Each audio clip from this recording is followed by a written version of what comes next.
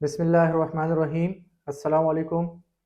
Ionization energy is the minimum amount of energy required to remove the outermost electron from an isolated gaseous atom to form cation. Ionization energy gas की हालत में मौजूद एक आज़ाद atom के valence shell में से एक कमज़ोर अट्रैक्शन वाले इलेक्ट्रॉन को खारिज करने के लिए जो एनर्जी दरकार होती है वो आयोनाइजेशन एनर्जी कहलाती है। यहाँ पे आइसोलेटेड गैसियस एटम से मुराद एक ऐसा एटम होता है जो बिल्कुल आज़ाद होता है, जिसके आसपास दूसरे एटम्स मौजूद नहीं होते। उस चीज़ को आइसोलेटेड गैसियस एटम कहते हैं, यानी वो गैस की फॉर्म में आज़ाद हालत में मौजूद होता है। अब ये आइसोलेटेड गैसियस एटम ही क्यों इस्तेमाल किया जाता है? उसकी वजह ये है कि एक तो ये बिल्कुल अकेला होता है, दूसरा इसके आउटर मोस्ट शेल में से अगर किसी इलेक्ट्रॉन को निकालना हो तो जो एनर्जी दरकार होगी वो हकाइक के करीब करीब होगी। फॉर एग्जांपल ये बेरिलियम का एक एटम है और ये उसका वैलेंस शेल है जिसके अंदर 2 इलेक्ट्रॉन्स होते हैं। इस एक इलेक्ट्रॉन को अगर निकालना है, इसके लिए जो एनर्जी दरकार होती है वो इसकी आयोनाइजेशन एनर्जी कहलाएगी। अब अगर सॉलिड फॉर्म में, ये तो गैस फॉर्म में था, अगर सॉलिड फॉर्म में हम बेरिलियम के एटम्स लें तो ये एक दूसरे के आसपास काफ़ी सारे होंगे। इस पे अगर कोई एनर्जी अप्लाई की जाएगी लाइट की फॉर्म में, अल्ट्रावायलेट रेडिएशंस की फॉर्म में, गैमा रेज, एक्स रेज, जो भी एनर्जी फर्ज करें अप्लाई करेंगे तो ये दूसरे एटम्स जो आसपास मौजूद हैं ये बीच में इंटरफेयर करेंगे, जिसकी वजह से जो एनर्जी है वो ज़्यादा खर्च होने का अंदेशा होता है, यानी कि एग्जैक्ट अमाउंट या फिक्स एनर्जी जो है वो हमारे पास नहीं आ सकती। तो इसलिए इसको एक आज़ाद एटम गैस की हालत में लिया जाता है। यहाँ पे हमारे पास एग्जांपल्स हैं मैग्नीशियम की 3 हालतों की। मैग्नीशियम ये जो है ग्राउंड स्टेट में है, यहाँ पे ये एक्साइटेड स्टेट में आ जाता है, एनर्जी अप्लाई की जाती है, उसके बाद ये आयोनाइज स्टेट में आ जाता है। तो मैग्नीशियम के आउटर मोस्ट शेल में 2 इलेक्ट्रॉन्स होते हैं। अब हमें इतनी एनर्जी चाहिए जो इस पे हम अप्लाई करें कि इसमें से आउटर मोस्ट शेल में से एक इलेक्ट्रॉन को निकाला जा सके। अब इस इलेक्ट्रॉन को निकालने के लिए जो एनर्जी दरकार है वो इसकी आयोनाइजेशन एनर्जी कहलाएगी। सबसे पहले यहाँ पर अगर हम अप्लाई करें 700 किलो जूल पर मोल एनर्जी, ये एनर्जी अप्लाई करने से जो मैग्नीशियम ग्राउंड स्टेट में था, अब 700 किलो जूल पर मोल एनर्जी अप्लाई करने से ये एक्साइटेड स्टेट में आ जाएगा। एक्साइटेड स्टेट में कोई इलेक्ट्रॉन अभी इसमें से खारिज नहीं होगा, लेकिन अगर हम इससे एनर्जी और ज़्यादा कर लें, यानी 738 किलो जूल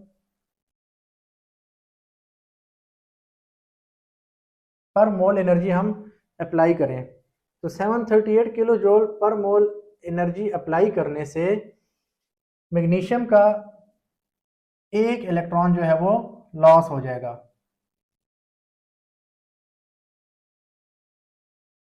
तो इस तरह यानी 738 किलो जूल पर मोल जो है ये मैग्नीशियम की आयोनाइजेशन एनर्जी है जो उसके आउटर मोस्ट शेल में से एक इलेक्ट्रॉन निकालने के लिए दरकार होती है।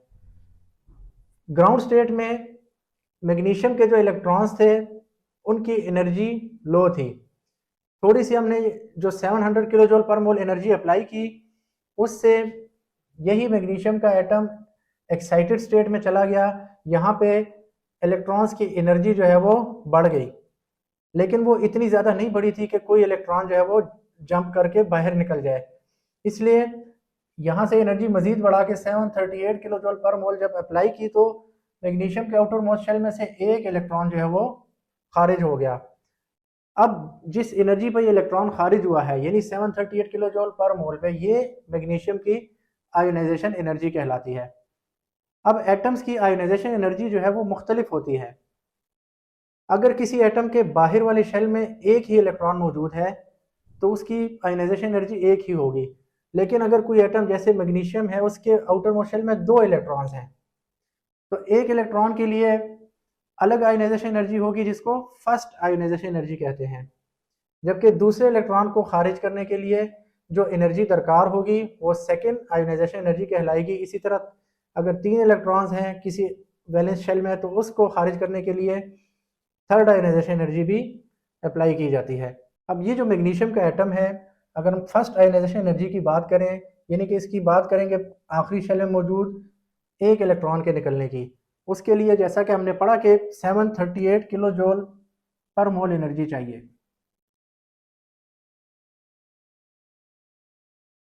738 किलो जूल पर मोल इस गैसियस फॉर्म में मौजूद मैग्नीशियम के एटम पर जो एनर्जी अप्लाई की जाती है तो इसमें से एक इलेक्ट्रॉन लॉस हो जाता है।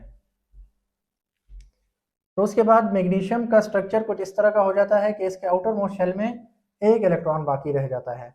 अब इस इलेक्ट्रॉन को खारिज करने के लिए जो एनर्जी दरकार है वो 738 किलो जूल पर मोल नहीं है, बल्कि वो है 1450 किलो जूल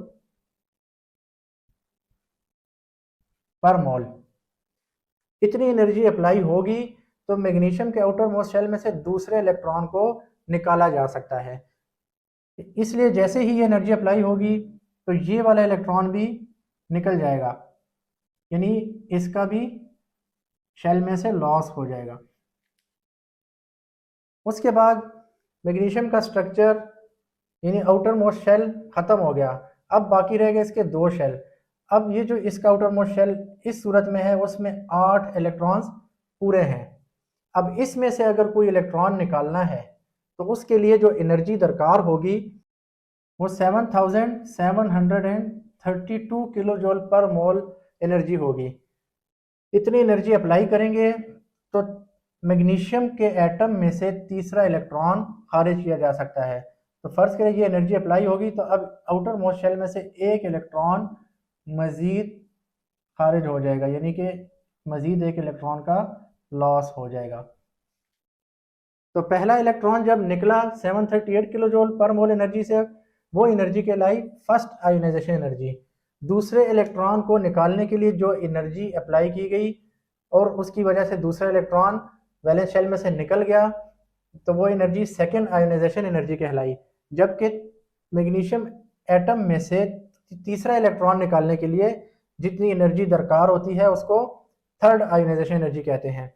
जब तीसरा इलेक्ट्रॉन भी निकल गया तो उसके बाद मैग्नीशियम के सेकेंड शेल में 7 इलेक्ट्रॉन्स बाकी रह गए। तो ये थी आयोनाइजेशन एनर्जी की बात कि किस तरह मुख्तलिफ एटम्स के वैलेंस शेल में मौजूद इलेक्ट्रॉन्स की तादाद के हिसाब से इसकी हालत बदलती रहती है।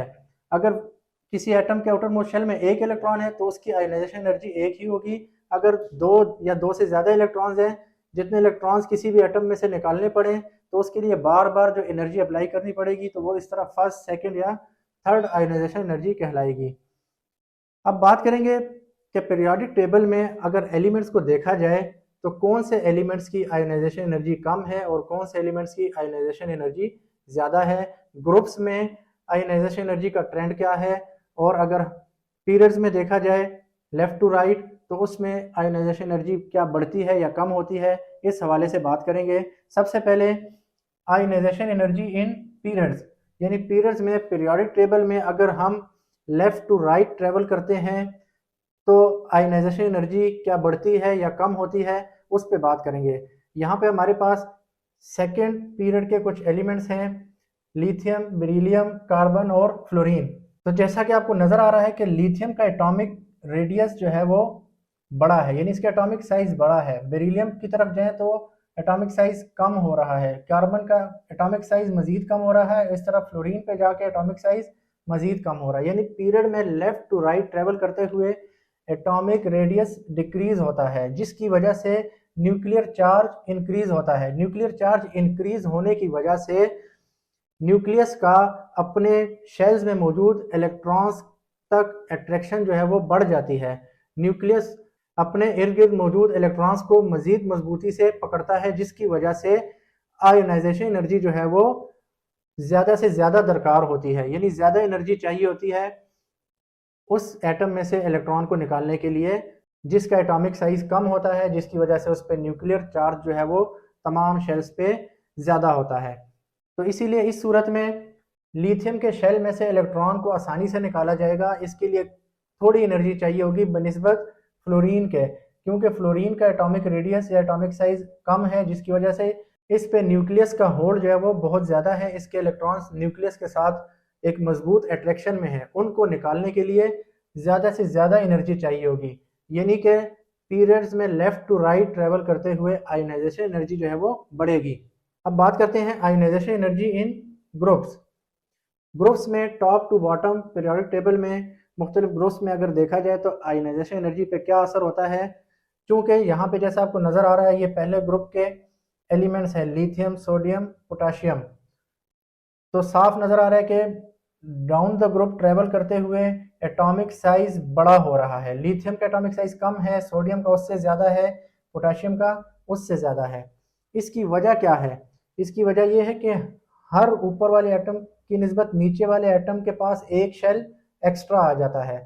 तो एक शेल के बढ़ने की वजह से एटॉमिक रेडियस बढ़ जाता है। एटॉमिक रेडियस बढ़ता है तो न्यूक्लियर चार्ज कम हो जाता है, न्यूक्लियर चार्ज डिक्रीजेज।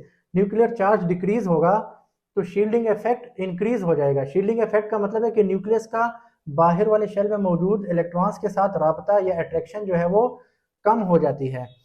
इसकी वजह से लेस एनर्जी रिक्वायर्ड होती है down the group top to bottom travel करते हुए किसी भी एटम में से इलेक्ट्रॉन्स को निकालने के लिए। यानी कि लिथियम में से इलेक्ट्रॉन को निकालने के लिए बनिस्बत सोडियम और पोटाशियम के यहाँ पे ज़्यादा एनर्जी दरकार होगी, क्योंकि यहाँ पर एटॉमिक साइज कम है, न्यूक्लियस का होल्ड अपने शेल पर ज़्यादा है।